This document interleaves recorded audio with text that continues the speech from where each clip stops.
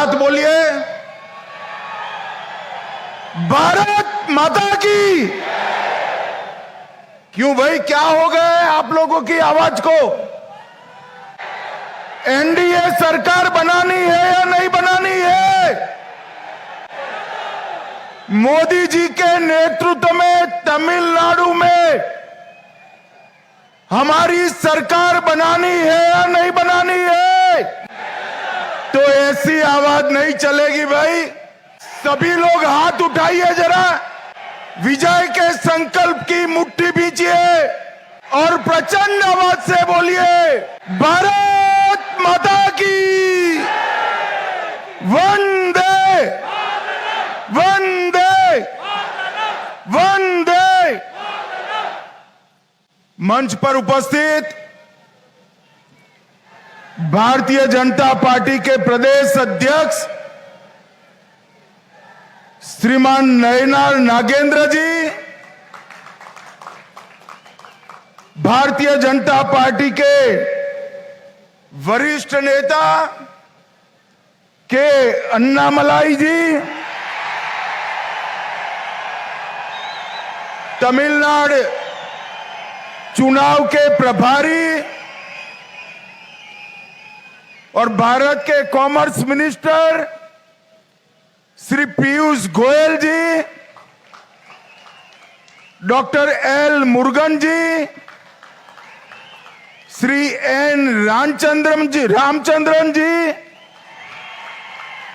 और आज इतनी बड़ी संख्या में आए हुए भारतीय जनता पार्टी के मालिक, ऐसे मेरे सभी कार्यकर्ताओं को मेरा प्रणाम।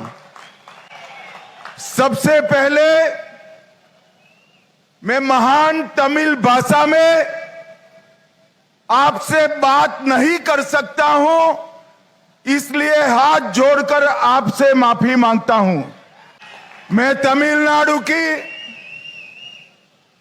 इस पावन पवित्र भूमि को प्रणाम कर कर मेरी बात की शुरुआत करता हूं। यही भूमि के म्यांमार, अलवार और सिद्धर जैसे महान विद्वानों को प्रणाम कर कर मेरी बात की शुरुआत करता हूं, जिसके साथ चोला और पांड्य वंश का महान विरासत जुड़ा है। ऐसी पुडुकोट्टई में आकर मैं आप सबको बहुत बहुत अभिवादन करता हूं। मैं भगवान गोकर्णेश्वर और देवी बृहदम्बल को प्रणाम कर कर मेरी बात की शुरुआत करता हूं। मित्रों, आज भारत के महान सपूत तमिलनाडु के ही लाल जेसी कुमारप्पा की जन्मतिथि है। मैं उनको भी याद करना चाहता हूं। मित्रों, आज हमारे प्रदेश अध्यक्ष नयनार नागेंद्र जी की यात्रा का समारोह है। ये समारोह में आए हुए सभी कार्यकर्ताओं को मैं विश्वास दिलाना चाहता हूं कि अप्रैल 2026 में तमिलनाडु में एनडीए की सरकार बनने जा रही है। मित्रों, मैं आज इस विराट सभा के माध्यम से तमिलनाडु की जनता का भी आह्वान करना चाहता हूं कि आइए, नरेंद्र मोदी जी के नेतृत्व में भारत की विकास यात्रा में हम हमारे तमिलनाडु को भी जोड़ दें। मित्रों, इस यात्रा ने 12 अक्टूबर से आज तक लगभग पूरे तमिलनाडु में जनसंपर्क के कार्यक्रम किए हैं। आने वाले चुनाव में भारतीय जनता पार्टी एआईडीएमके के साथ, हमारे और साथी दलों के साथ एक मजबूत गठबंधन कर कांग्रेस और डीएमके को अंतिम लड़ाई देने का काम करने वाली है। हर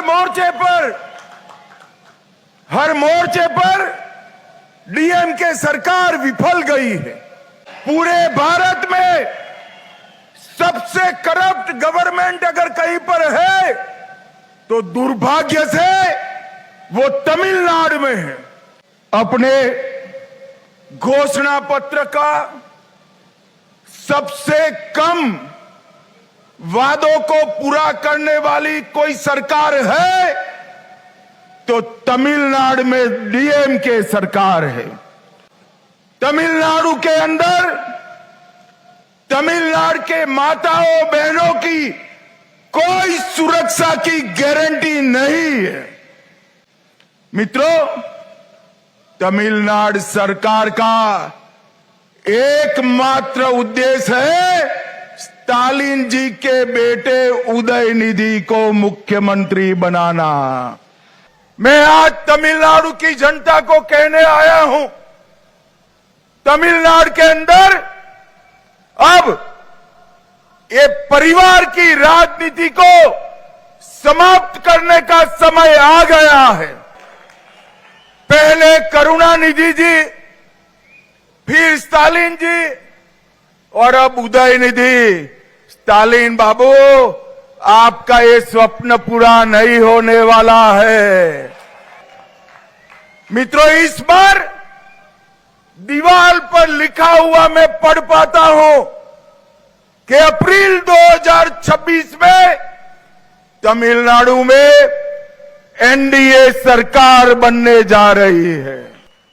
एआईएडीएमके और भारतीय जनता पार्टी का अलायंस नेचुरल अलायंस है। हम 1998 में साथ में चुनाव लड़े, हम 2019 लोकसभा चुनाव भी साथ में लड़े, हम 2021 का चुनाव भी साथ में लड़े, हम 24 का चुनाव अलग लड़े, मगर 24 में बीजेपी और एआईएडीएमके के वोट का टोटल करते हैं तो 36 सीटों पर एनडीए का विजय होता है। मित्रों, एक अपप्रचार स्टालिन जी की पार्टी ने चलाया है कि एनडीए तमिल भाषा का विरोध कर रही। मैं आज तमिलनाडु की जनता को बताना चाहता हूं कि आईएएस आईपीएस के एग्जामिनेशन में सबसे पहले तमिल भाषा में एग्जाम लेने की शुरुआत नरेंद्र मोदी जी ने कराई। तमिलनाडु के रेलवे स्टेशनों पर तमिल भाषा में घोषणा करने का काम भी नरेंद्र मोदी जी ने करवाया।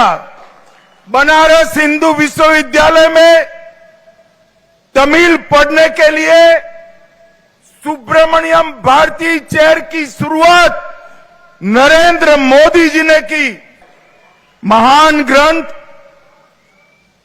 थिरुकुरल का भारत की 13 भाषाओं में अनुवाद नरेंद्र मोदी जी ने कराया।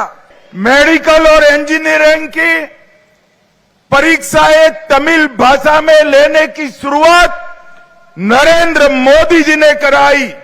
भारत सरकार ने फिजी में तमिल भाषा में शिक्षण कार्यक्रम की शुरुआत कराई और महान सेंगोल को इतने सालों से कांग्रेस डीएमके ने एक म्यूजियम में रखा था, नरेंद्र मोदी जी ने सेंगोल को पार्लियामेंट में स्थापित करने का काम किया।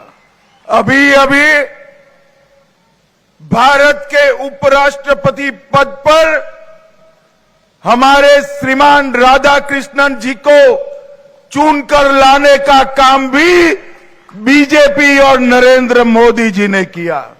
भाइयों बहनों, एडीएमके सरकार भ्रष्टाचार का पर्याय बन चुकी है। उनके एक मंत्री जेल में जाने के उनको मंत्री पद पर बिठाए रखा।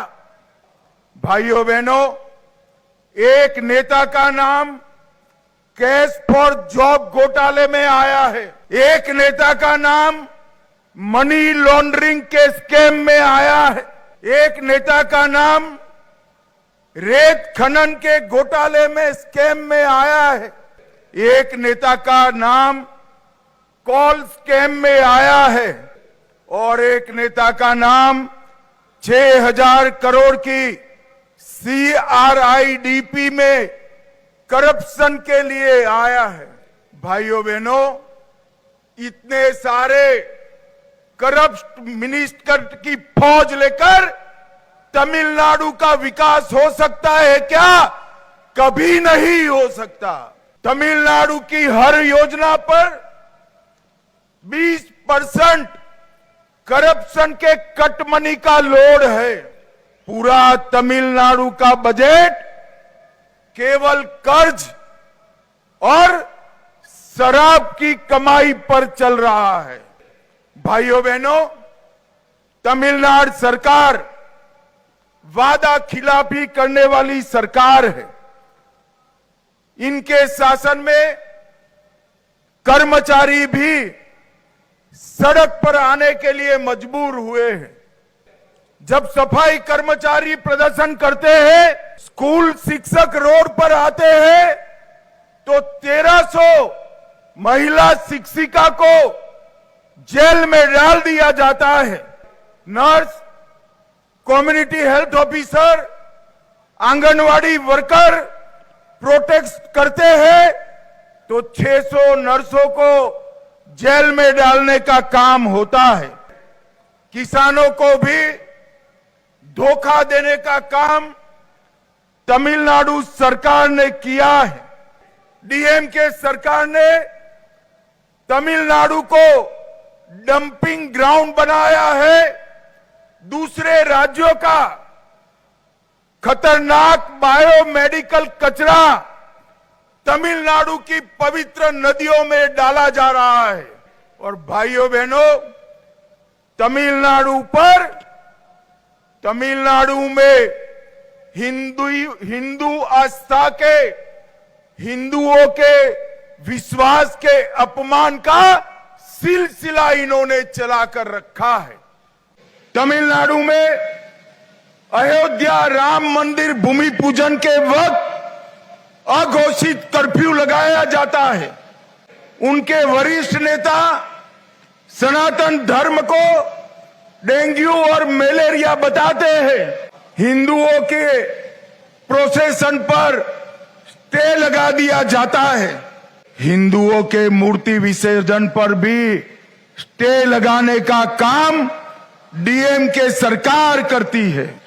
मैं स्टालिन जी को कहना चाहता हूं, हमारे संविधान की मर्यादाओं को आपने हिंदू समाज पर अत्याचार कर कर तोड़ने का काम किया है।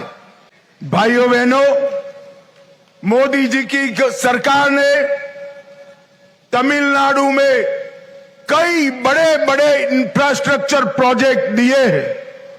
2004 से 14 तक, जिसमें डीएमके भी केंद्र में हिस्सेदार था, तमिलनाडु को केवल 1,53,000 रुपीज मिले थे।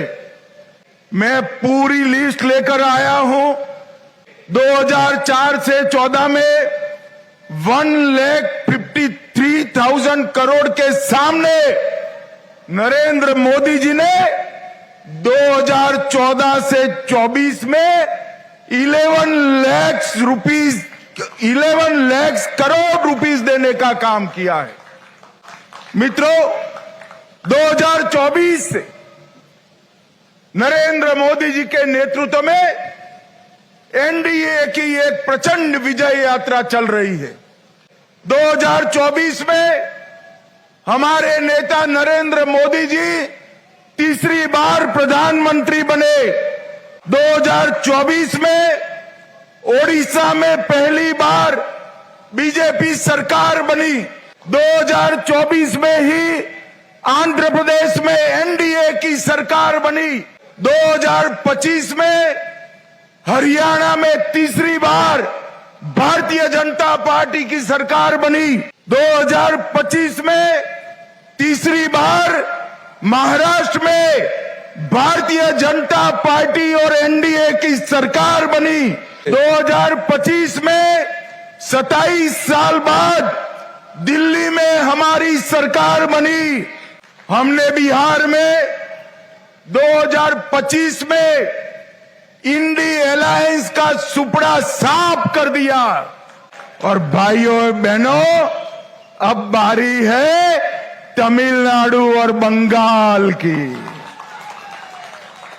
आज हम सब ने इस कार्यकर्ता महासंगम से एक संकल्प लेकर जाना है।